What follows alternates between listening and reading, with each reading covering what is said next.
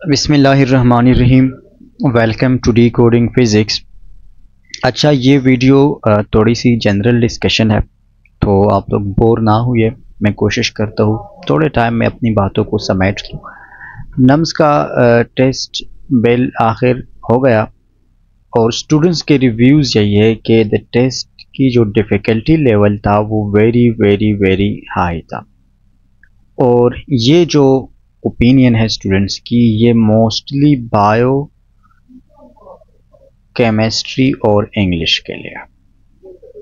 Physics मैंने ख़ुद भी कुछ एमसीक्यूज़ देख लिए, लेकिन पूरा टेस्ट मुझे नहीं मिल सका क्योंकि ऑफिशियली नम्स वालों ने रिलीज़ नहीं किया और स्टूडेंट्स को जो कुछ याद था, थोड़े बहुत स्टेटमेंट, थोड़े बहुत ऑप्शंस, कंसेप्ट वगैरह, वो शेयर किया मेरे साथ, जो कि अभी मैं आप लोगों के सामने वो भी रख रहा हूँ।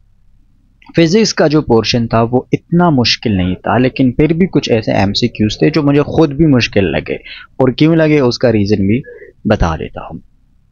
फिज़िक्स पोर्शन की डिस्कशन करेंगे क्योंकि मुझे सिर्फ फिज़िक्स ही आता है।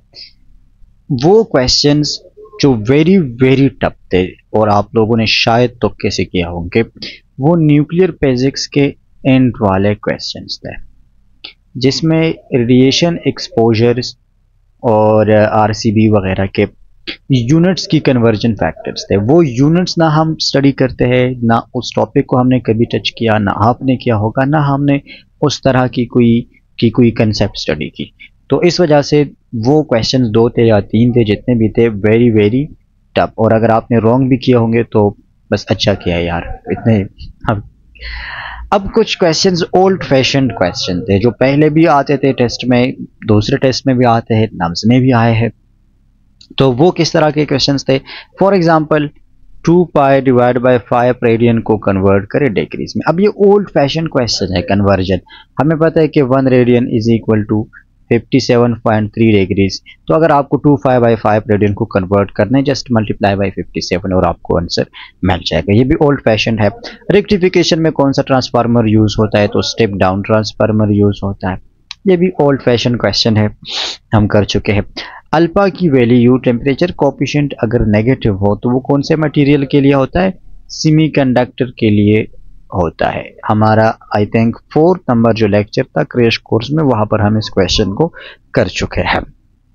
इस तरह दूसरा प्रोजेक्टाइल मोशन के जो क्वेश्चंस थे वो टेक्निकल था, क्योंकि वहां पर मैक्सिमम रेंज के लिए 45 डिग्री का एंगल नहीं दिया गया था ऑप्शन में, बल्कि साइन 2 थीटा के टर्म्स में कुछ ऑप्शंस थे, तो वो मुश्किल क्वेश्चन में शुमार होता है। इस तरह डिस्प्लेसमेंट अगर एंटी क्लॉकवाइज हो तो वो पॉजिटिव होता है, या नेगेटिव या जीरो तो वो पॉजिटिव होता है। एंटी क्लॉकवाइज डिस्प्लेसमेंट को हम पॉजिटिव लेते हैं, और ये फर्स्ट लेक्चर में मैंने बताया था कि ये चीज़ें बुक में से अच्छी तरह स्टडी करके इनके शॉर्ट नोट्स बना लीजिए। अब ये भी उसमें इंक्लूड था, ये 57 वाला भी उसमें इंक्लूड था, इसके कन्वर्जन। और ये अल्फा नेगेटिव, चलो ये तो हमने लेक्चर में कवर कर लिया था। स्पीड ऑफ साउंड ग्रेटेस्ट होती है सॉलिड में, बार बार हम कर चुके हैं। तो ये वो क्वेश्चंस थे जो इजी थे या ओल्ड फैशन क्वेश्चंस थे, इसमें मुश्किल कुछ नहीं था। अब कुछ मीडियम रेंज के क्वेश्चंस थे, न्यूमेरिकल्स। उसमें से एक जो क्वेश्चन मुझे मिला है पावर और एनर्जी कंजम्पशन वाला, वो भी मुश्किल नहीं था। 4 फैन से और वो 100 वाट्स के हैं, तो 4 मल्टीप्लाई बाय 100 वाट, और 2 बल्ब है वो भी 100 वाट के हैं। तो ओवरऑल इनकी जो पावर है वो कितनी है? वो 600 वाट इनकी पावर है, और 2 आवर्स के लिए डेली चलते हैं, तो 30 डेज में ये 60 आवर्स हो जाएगा। टाइम और पावर की वैल्यू आ जाएगी। Simple energy is equal to power multiply by time से इसको सॉल्व करना था। तो ये न्यूमेरिकल था, मुश्किल मतलब थोड़ा लेंथी, टाइम कंज्यूमिंग वाला था, लेकिन इतना मुश्किल नहीं था कि आप लोगों ने इसको ना किया हो। दूसरे क्वेश्चन में आपको टाइम और वर्क डन गिवन था, पावर को फाइंड करना, तो power is equal to work done divide by time, ये फॉर्मूला यूज करना था वहां पर। इस तरह वर्क डन 50% कब होता है? तो वर्क डन में cos थीटा यूज होता है, और cos 60 डिग्री आपको पता है कि इक्वल टू 1/2 होता है, तो 60 डिग्री उसका करेक्ट आंसर था। ओवरऑल जो मेरी एनालिसिस है, जो मुझे एमसीक्यूज अभी तक मिले हैं। अच्छा, मिनट हैंड के लिए 1 मिनट में एंगुलर डिस्प्लेसमेंट कितना होता है, वो कितने एंगल को कवर करता है?